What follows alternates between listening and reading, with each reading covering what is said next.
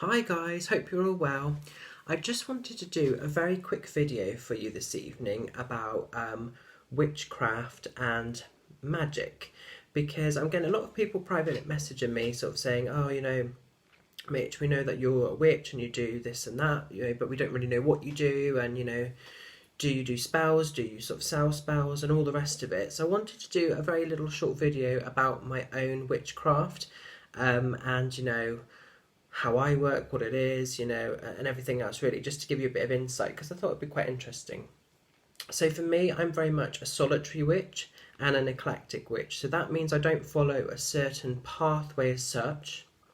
By being eclectic, I take pieces from certain bits and bobs and I sort of form them into my own unique magic, because I'm a firm believer, whether we're doing spiritual work, psychic work, healing work, whatever we do, we all have our own beautiful vibration and we all vibrate from our own pure source of energy, which is in effect our own magic. So this is what makes me me and you effectively. Okay, so that I feel is my own unique blend of my own magical energy, if you like.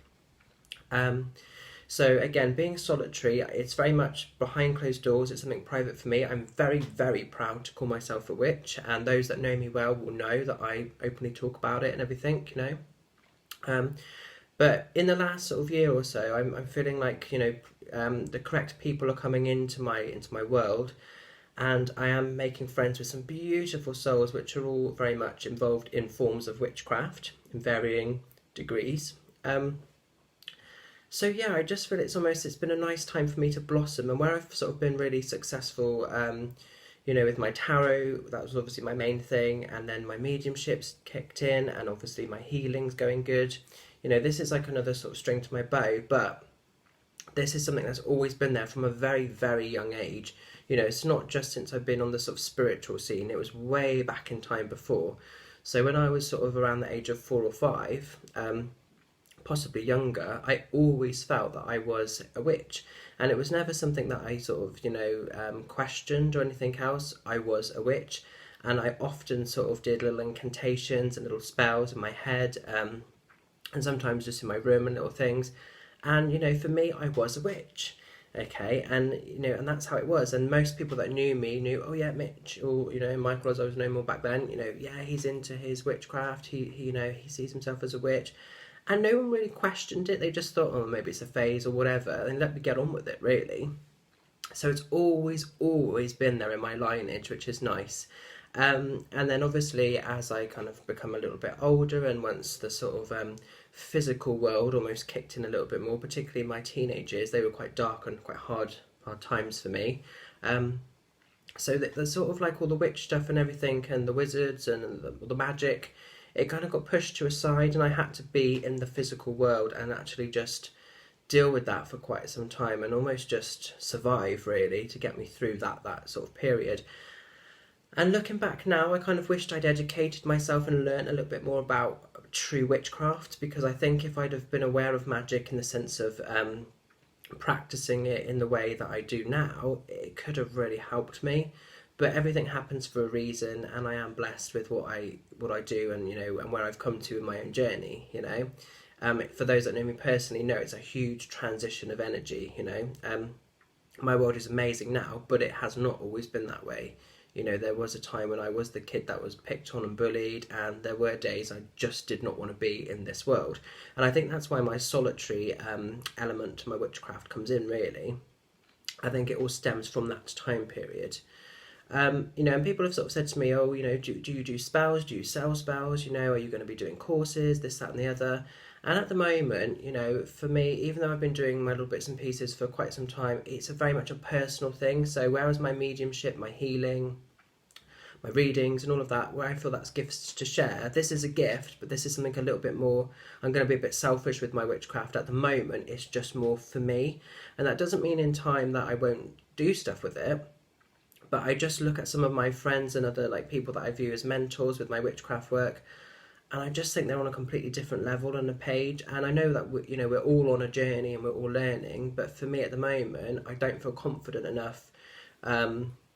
Certainly not to sell spells and things of that nature. I have have gifted spells to people that have asked for them and different things, and I've helped people, and the results have all been amazing, I have to say.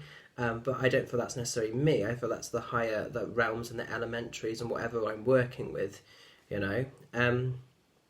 So yeah, that's really that in a nutshell. But last night I went to a beautiful solstice ritual with some beautiful friends, like-minded witches, and it was just a lovely time to just be, you know. It was lush. And one of the things that we did there was knotting spells. Now, a lot of my work involves, you know, incantation, and it comes from just intention, and I do a little bit of candle magic, but I haven't really done anything with knots. And I've heard of knots, you know, and now some of you that are professional witches or established witches, are you going to think, Mitch, this is so basic. And this is a very basic spell that I want to show you. But you know what? Sometimes the most basic of spells are the best, I find. And it's the same with readings and with mediumship or with tarot. Sometimes by keeping it simple, you get the best results. So it's the same thing. Now, with any form of spiritual or magical work, or working with magic, intention is key, because people often say to me, are you a good witch, are you a dark witch, you know, and it's, you know, good, bad, light and dark, it's all in the heart of the witch, isn't it? But I personally choose to use my magic to harm none. You know, I don't personally believe in hexing and all of these other bits and bobs and sending, you know, hurtful energy to somebody, because I very much believe in the power of three. So, you know, what we send out, we get back threefold. That's only my personal beliefs, and that's what I hold quite dear and close to my heart, actually. So I would always use my magic for the greater of good, and if I don't feel that the spell or the incantation or whatever I'm working with would benefit, I would rather not do it in the first place. But we were sort of all gifted a beautiful little spell last night, which is just a nice little manifestation spell. And I wanted to share it with you because it's so simple. Absolutely anybody can do it, but it's a really powerful spell. It's really good. And for me personally, from what I sort of did yesterday, I can already feel it working. So it's amazing. Okay, so I wanted to share this with you. So when we manifest something new into our world, we have to be mindful about how we use our magic. So always, you know, harm to none. Make sure that you're not influencing somebody's free will. Okay, that's very important, because if you're trying to put your own energy onto something, what you would want, but if it's actually influencing somebody else, you need to think a little bit about that, and if is that okay to be doing, you know. So just be mindful with how you're using your magic, because again, what we sort of send out comes back. Okay. But this is a lovely little manifestation spell. So again, keep your intentions pure for the highest of good. But I wanted to show it to you, and because it's so simple, it's so easy. And like with a lot of spells, they're quite complicated, because you need to have certain coloured candles, or essential oils, or particular, you know, essences and herbs and things like that. This is so simple.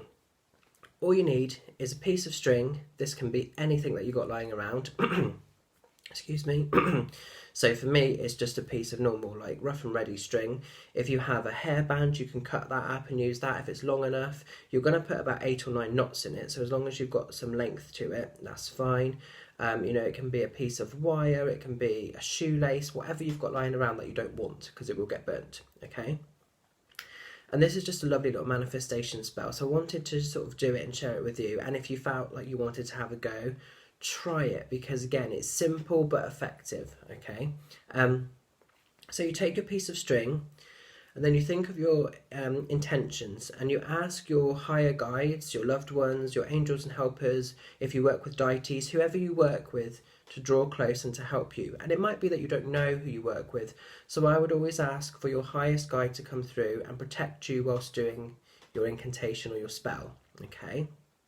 And as you ask them to come in, you can almost feel their energy. I can feel my guides coming in with me now, and it's lovely, it's beautiful, okay? So ask them to lend strength to your manifestation spell. And then you take your piece of cord or string, whatever you want to use, and then this is the spell. So I'm going to go through it stage by stage. Okay, so by knot of one, the spell begun. Simple. So you place a knot. By knot of two, my words true. not 2. By knot of 3 I call to thee.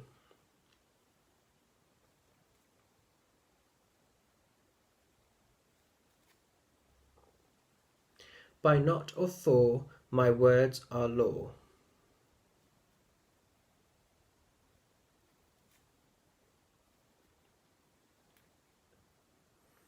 By knot of 5 so may I strive.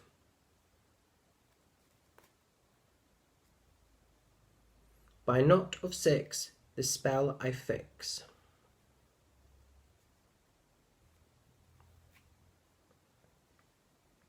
By knot of 7 events will leaven.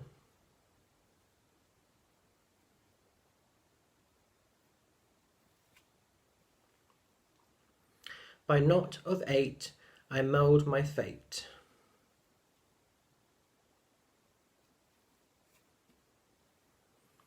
By knot of 9 what's done is mine.